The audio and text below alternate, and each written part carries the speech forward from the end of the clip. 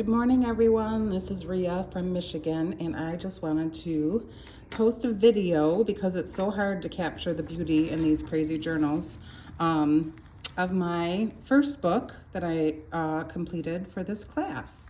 So this is a lot of materials that were rust dyed that I used to make my journal cover. I made these because the first time I bound it, and I did it 3 times, and look, it's still not perfect. I did it to cover up my wonky binding because the first time I did it, it was so wonky, I couldn't even stand it. And then the second time I bound it, it was upside down, the cover. And I made these little doodads to cover it up. So I've never done a buttonhole. I had to Google that to figure out how to figure out a buttonhole, and it's really messy, my stitching, but I really embraced that. I think I posted in the group about my transparent pages for my signature covers. So this is cereal bag that I did, and I just love how you can put the strings in there. I also have a lot of resin papers in my book because I really love transparency. I had a ton of trouble with the binding. Like I said, I did it 3 times, so I had to put tape in the middle of my pages quite a bit because I made so many holes, and I am not a neat person. That's why I've always avoided fabric. Here's a little tag that I made from the leftovers from the cereal bag. So yeah, I had a lot of problems to solve with this journal, but I guess it helped. Here's another piece of that resin paper. You can see how transparent it gets.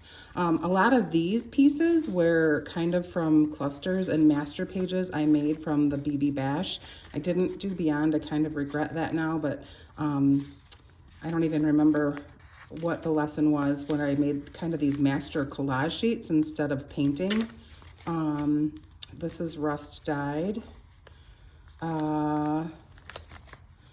Here's another piece of, this is also resin. It's hard to see in here, and I'm gonna try to be quick because as we know, these go forever. This is really cool found paper. I got an artist's lot of books and things from an auction once, and it was her thesis that is typed out on typing paper, and it's an artist.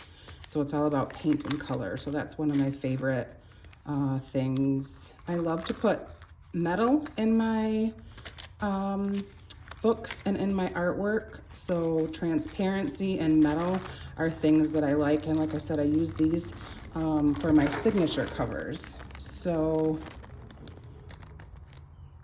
that's one of the signature covers.